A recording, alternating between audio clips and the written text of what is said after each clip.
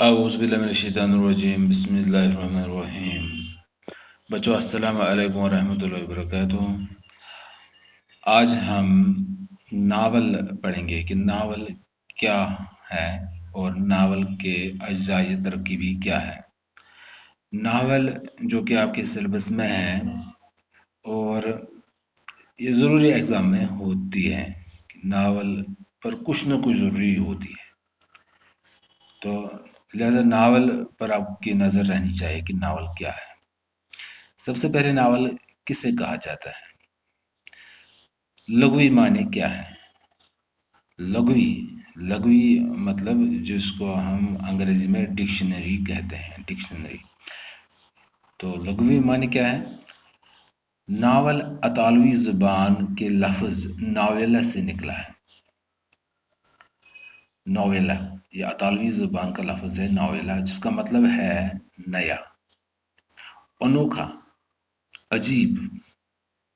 Novel Urdu ادب میں انگریزی کے وسیلے سے آیا ہے، یعنی کہ اردو کا یہ اپنا نہیں ہے بلکہ انگریزی کلچر سے یہاں آیا ہے اردو میں۔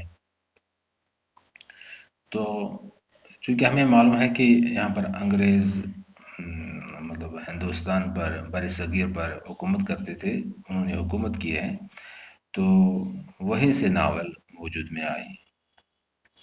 تو اصطلاحی مفہوم کیا ہے؟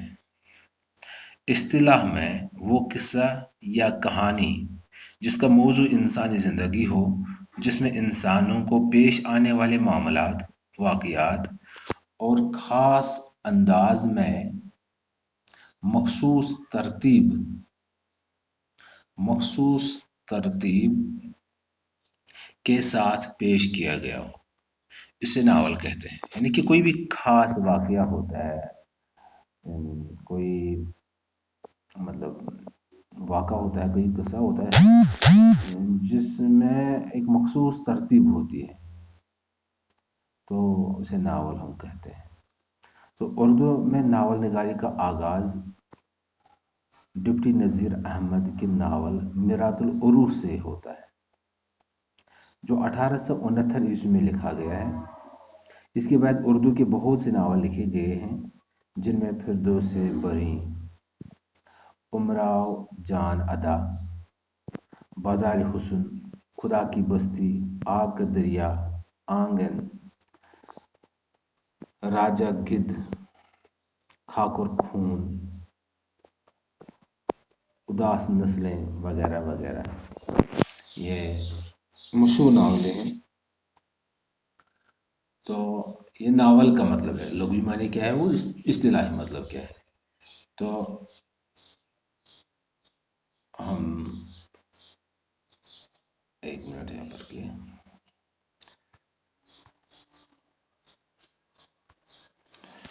ناول کے اجزائے ترکیبی کیا ہے؟ اجزائے ترکیبی یعنی کہ ناول کن کن چیزوں سے بنتی ہے۔ سب سے پہلے اس میں قصہ پن ہوتا ہے۔ قصہ پن، تو قصہ پن کیا ہے؟ ناول میں کوئی نہ کوئی مرکزی قصہ یا کہانی تو ضرور ہوتی ہے۔ یہی وجہ ہے کہ ناول کی بنیاد کسی نہ کسی واقعے یا قصے پر ہوتی ہے۔ قصہ یا کہانی ناول میں مرکزی حیثیت کی حامل ہوتی ہے، اور اس کے بغیر ناول کا وجود ہونا ممکن نہیں ہے۔ لہذا قصہ ضروری ہے جس کی بنیاد پر ناول لکھی جائے۔ اور دوسرا ہے پلاٹ۔ پلاٹ وہ خاکہ یا ڈھانچہ کہلاتا ہے جو کہانی پیشکش کرنے کے لیے ناول نگار کے ذہن میں بنتا ہے، جس کے مطابق وہ واقعات کو ترتیب دیتا ہے اور اتار چڑھاؤ کے ساتھ انہیں انجام کی طرف لے جاتا ہے، اسے پلاٹ کہا جاتا ہے۔ ایک معیاری پلاٹ کے لیے ضروری ہے کہ اس کے واقعات میں قدرتی ربط ہو اور شروع سے آخر تک موجود ہو۔ اور پلاٹ کو ہم اس طرح بھی سمجھا سکتے ہیں کہ یہ موتی ہیں، تو جب موتی کو مطلب پرویا جاتا ہے، جب موتی کو پرویا جاتا ہے तरतीब के साथ, तो वो माला काफी खूबसूरत होती है। अगर मोती भी ठीक तरह से तरतीब नहीं दिए जाएंगे तो वो माला दिलचस्पी की बाइस नहीं होती है। तो लिहाजा प्लाट क्या है, जो किस्सा पहला जूज है, इसी तरह से इसमें से बहुत सारे किस्से आएंगे। तो उन किस्सों को तरतीबवार बिल्कुल कहाँ पर कौन सा किस्सा सजेगा जचेगा, तो ऐसे काम को पुलाट कहते हैं। तो ये रहा अजय तरकीबी की दो ये तरकीबें, एक तो किस्सा, दूसरा पुलाट। तो किस्सा और पुलाट के बाद, किस्सा और पुलाट के बाद आता है किरदार। किरदार, तो किरदार जो है किस्से के वो अशखास, जो किस्सा होता है या जो नावल होती है, इसमें जो अशखास होते हैं, तो जो नावल में अपने अमल और कौल से कहानी को आगे बढ़ाए किरदार कहलाते हैं। जो नावल में काम करते हैं लोग, वहां पर कौन कौन काम करता है, तो वो किरदार कहलाते हैं। तो कहानी के बगैर, जो कहानी है ना, जो कहानी जिस तरह मतलब किस्सा कहानी नावल के लिए जरूरी है, इसी तरह किरदार अब इस कहानी को नावल बनाने के लिए जरूरी है। किरदारों के बगैर नावल नहीं बन सकती, न आगे बढ़ सकती है, न वजूद में आ सकती है। जैसे किरदारों के बगैर नावल का तस्वुर मुमकिन ही नहीं है। इसके बाद है मकालमा। मकालमा नावल में आने वाले किरदारों की आपस में गुफ्तगू या मकालमा को कहते हैं, यही मकालमा कहलाते हैं। तो नावल के किस्से को आगे बढ़ाने के लिए मकालमा से काम लिया जाता है। मकालमा जिसको आज हम मतलब मकालमा तो हम उर्दू वाले भी नहीं ज़्यादा जानते हैं, क्योंकि हम उर्दू की तरफ कम रगबत देते हैं। तो इस तरह उर्दू कमज़ोर रफ्ता रफ्ता हो जाती है, तो डायलॉग हम आम तौर पर जानते हैं। तो डायलॉग जो है, डायलॉग ही का नाम उर्दू में मकालमा है। जिस तरह फिल्म में कोई डायलॉग होता है, जो जो डायलॉग्स होते हैं, तो डायलॉग से ही फिल्म बनती है, तो दिलचस्पी की बायस होती है। जैसा डायलॉग होता है वैसी कशिश होती है। इसी तरह मकालमा में जितनी कशिश होगी उतना हम नावल पढ़ सकते हैं। तो यहाँ नावल के किस्से को आगे बढ़ाने के लिए मकालमा से काम लिया जाता है। इस एतबार से मकालमे की अहमियत नावल में बहुत ज़्यादा है। तो ये था किरदार और मकालमा। अब है मंजर निगारी। मंजर निगारी, मंजर निगारी में मंजर निगारी किरदारों, आपने देखा कि इसमें अब किरदार हैं, किस्से हैं, तो मकालमा है। तो अब किरदार, किरदारों की गुफ्तगू और वाकयात के बयान के साथ साथ नावल में वो माहौल दिखाया जाता है। यानी कि जो ये किरदार होते हैं, किरदार गुफ्तगू के दौरान ऐसा माहौल क्रिएट करते हैं, ऐसा माहौल पैदा करते हैं, जैसे कि जी जो ये वाकयात पेश आ रहे होते हैं, या किरदार जो आपस में गुफ्तगू कर रहे होते हैं, इससे फिजा, यानी कि ऐसा मंजर, एक आंखों के सामने एक मंजर सामने आ जाता है, एक नज़ारा सामने आ जाता है, जिसको हम फिजा साजी या मंजर निगारी का नाम देते हैं। लेकिन नावल पढ़ने के पढ़ने या किस्से पढ़ने के बाद अगर किसी वाक़े की तरफ इशारा दिया जाए, तो जैसे पढ़ने वाला जैसे कि उस वाक़े में मौजूद होता है, वो सारे हालात वहाँ पर अपनी आंखों से देखता और कानों से सुनता भी है। और इसके बाद है नुक्ते नज़र। नुक्ते नज़र यानी कि नुक्ते नज़र यानी कि मकसद।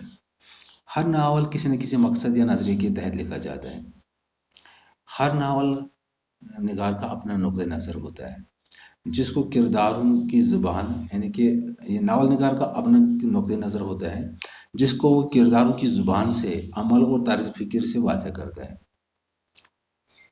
नावल निगार की नज़र में जिंदगी जो इकदार کہ زندگی کی جو قدریں ہیں یعنی کہ اقدار اس قابل ہیں، جو ناول نگار کی نظر میں ایسا ہوتا ہے کہ زندگی جو اقدار اس قابل ہیں کہ اس کو معاشرے میں رائج ہونا چاہیے، یعنی کہ ناول نگار جو چاہتا ہے، ناول نگار جو چاہتا ہے کہ مطلب یہ اقدار، یہ ویلیوز، یہ طریقے، یہ طور طریقے معاشرے میں، ہمارے سماج میں رائج ہونے چاہیں، تو وہ ان ہی اقدار کو ناول کے ذریعے پیش کرتا ہے تاکہ لوگ ان کو پڑھے سمجھے اور سماج میں وہ یہ اڈاپٹ ہو جائے۔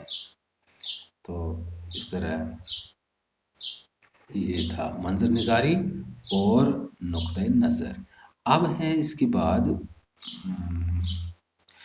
بعد ہے ناول کے اجزائے ترکیبی میں ربط و تسلسل۔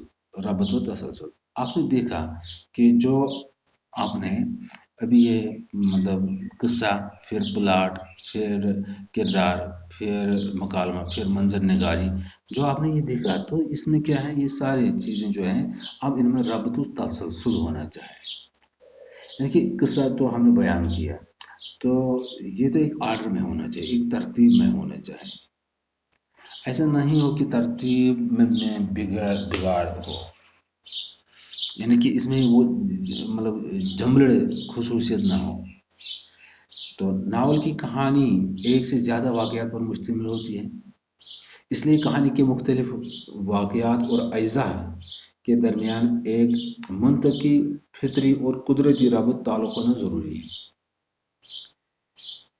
اور کوئی بھی قاری جو ہو، پڑھنے والا ہو، وہ مطلب اس کا یہ انداز پھر نہیں ہونا چاہیے کہ یہ والی بات پہلے حصے میں ہونی چاہیے تھی، یا پہلی والی بات فلانی حصے پر ہونی چاہیے تھی، یا اس میں کچھ آگے پیچھے قصوں میں جو یہ ترتیب ہوا ہے ایسا مطلب سمجھ میں آئے، ایسا نہیں ہونا چاہیے، بلکہ ایک تسلسل ہونا چاہیے۔